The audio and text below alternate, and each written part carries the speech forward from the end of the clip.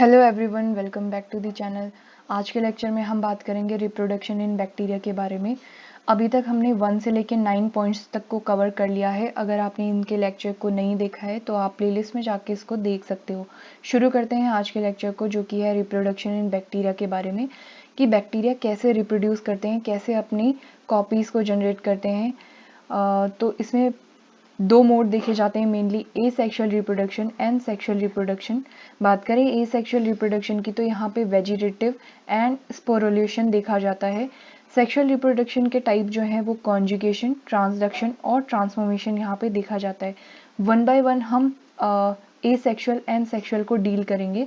ए sexual reproduction में first vegetative reproduction की बात करें तो यहाँ पे फर्दर 4 मेथड देखे जाते हैं: fission, budding, cyst formation and segmentation.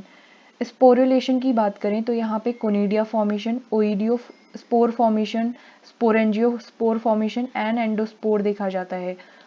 Sexual reproduction में जो हमने 3 टाइप देखे, कॉन्जुगेशन, ट्रांसडक्शन एंड ट्रांसफॉर्मेशन, तो इसके भी फर्दर टाइप देखे जाते हैं। कॉन्जुगेशन के अंदर sterile male method and fertile male method.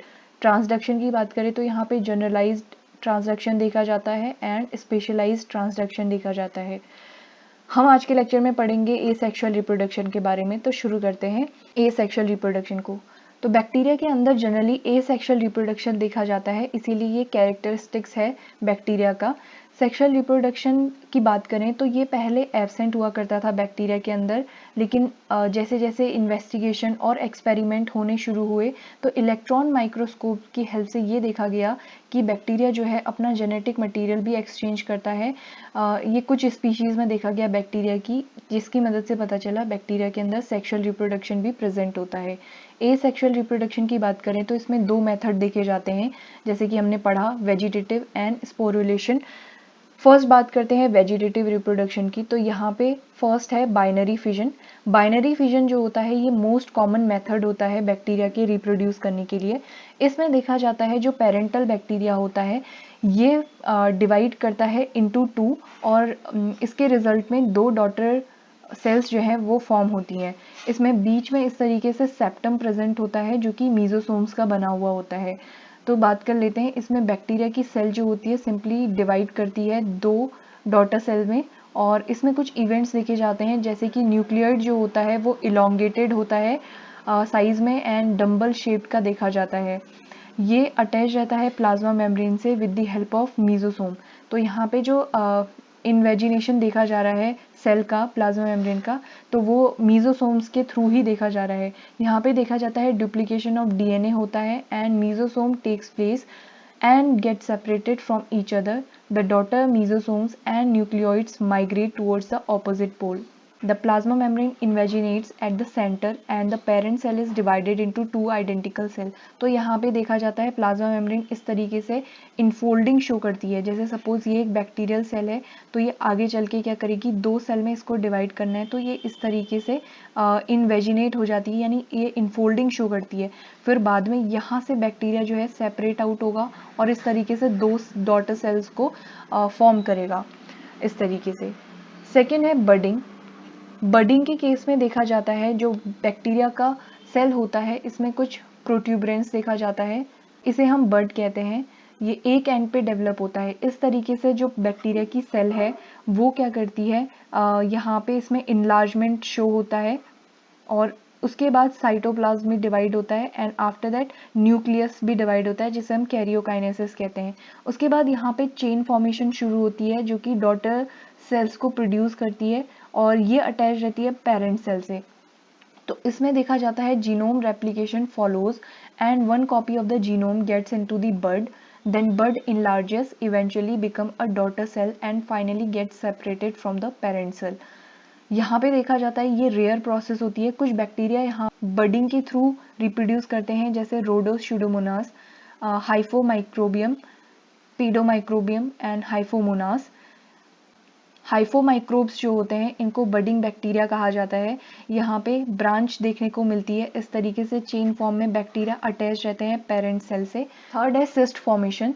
तो सिस्ट फॉर्मेशन के केस में देखा जाता है जो बैक्टीरिया की सेल होती है उसके अंदर प्रोटोप्लास्ट जो होता है वो सेल वॉल से अलग हो जाता है और यहाँ पे राउंडेड स्ट्रक्चर फॉर्म कर लेता है। उसके बाद यहाँ पे डिवीजन देखा जाता है प्रोटोप्लास्ट के अंदर ही, और ये बैक्टीरिया के सेल के अंदर ही मल्टीप्लाई करने लगते हैं, जिसे हम सिस्ट बोलते हैं।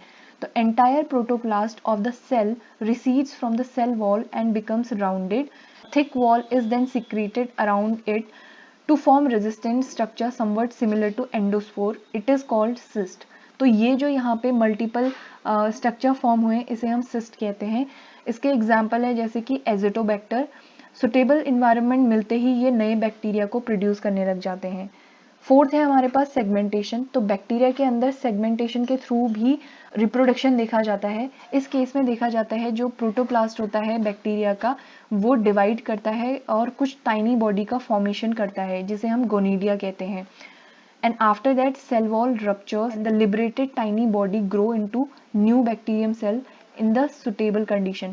तो सपोज ये हमारे पास एक बैक्टीरिया प्रेजेंट है, इसमें कुछ सेगमेंटेशन होगा, यानी ये इस तरीके से डिवाइड होगा, और जैसे ही यहाँ पे फेवरेबल कंडीशन बैक्टीरिया को मिलेगी, जितने भी सेगमेंट बैक्टीरिया फॉर्म कर लेंगे। नेक्स्ट है हमारे पास स्पोरुलेशन है। कुछ बैक्टीरिया होते हैं ये प्रोड्यूस करते हैं नॉन मोटाइल स्पोर्स को। जैसे फर्स्ट हमारे पास है कोनिडिया। कोनिडिया के केस में देखा जाता है many filamentous bacteria, example Streptomyces, they form chains of small spherical spore like conidia at the tips of filament.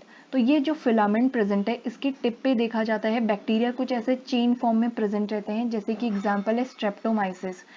तो यहाँ पे देखा जाता है a conidium develops by the formation of a transverse wall at the tip of the filament. The filament bearing conidia are known as conidiophores. Suitable condition जैसे ही इन्हें मिलेगी, favourable condition में ही आएंगे, तो यहाँ पे से ये जर्मिनेशन शो करने लगेंगे। सेकेंड है ओइडियोस्पोर। तो यहाँ पे मेंबर्स ऑफ एक्टिनोमाइसिस में देखा जाता है हाइफा की जगह कुछ स्मॉल रिप्रोडक्टिव यूनिट्स का फॉर्मेशन होता है, जो कि फेवरेबल कंडीशन आने में इस तरीके से ये अलग हो जाती हैं यहाँ से और जर्मिनेशन शो करती हैं, और इस तरीके से एक नया इंडिविजुअल डेवलप करती हैं। तो ये जो ओइडियोस्पोर है जब जर्मिनेट करता है तो ये प्रोड्यूस करता है फिलामेंटस बैक्टीरियम को। नेक्स्ट है स्पोरेंजियोफोर्स। स्पोरेंजियोफोर्स के केस में देखा जाता है in some branching bacteria sporangia like structure में develop at the end of certain hyphae. तो हाइफी के एंड पे कुछ बैक्टीरिया इस तरीके से स्पोरेंजियम के अंदर प्रेजेंट हो सकते हैं। जब ये स्पोरेंजियम बर्स्ट करता है तो यहाँ से स्पोर्स जो होते हैं वो लिबरेट करते हैं। On liberation these spores germinate under suitable condition, each producing filamentous bacterium. तो यहाँ पे भी ये कुछ बैक्टीरिया को कंटेन करता है, जो कि जर्मिनेशन जब इसमें होता है तो उस केस में फिलामेंटस बैक्टीरिया यहाँ से प्रोड्यूस होते हैं। फोर्थ है हमारे पास एंडोस्पोर। तो एंडोस्पोर देखा जाता है during unfavourable condition eubacteria have the ability to become endospore. Eubacteria के केस में देखा जाता है जो बैक्टीरिया होते हैं इस तरीके से एंडोस्पोर फॉर्मेशन कर लेते हैं। इस बैक्टीरिया में देखा जाता है कि ये जो है very high and low temperature में सर्वाइव कर सकते हैं, और एसिडिक बेसिक कंडीशन में भी ये आराम से सर्वाइव कर सकते हैं। एंडोस्पोर्स जो होते हैं they are extremely hard to kill, and अगर आप इसको बहुत हाई टेम्परेचर पे बॉईल भी करते हो तो ये फिर भी सर्वाइव कर जाएगा। एंडोस्पोर जो होता है इसके अंदर बैक्टीरियल डीएनए को देखा जाता है, और इसके साइटोप्लाज्म में जो वाटर का कंसंट्रेशन होता है वो डिक्रीज अमाउंट में देखा जाता है। इसमें कोटिंग प्रेजेंट होती है कैल्शियम की और डाइपिकोलिनिक एसिड की, जो कि इसको क्या करता है, एक it creates dense and impregnable barrier to stabilise DNA within the cell. और यहाँ पे देखा जाता है कुछ एंजाइम्स भी प्रेजेंट होते हैं जो इसको स्टेबिलिटी प्रोड्यूस करते हैं। तो गाइज ये था हमारा आज का लेक्चर एसेक्सुअल रिप्रोडक्शन के ऊपर। नेक्स्ट लेक्चर हमारा होगा सेक्सुअल रिप्रोडक्शन इन बैक्टीरिया के ऊपर। Thank you so much everyone, keep learning.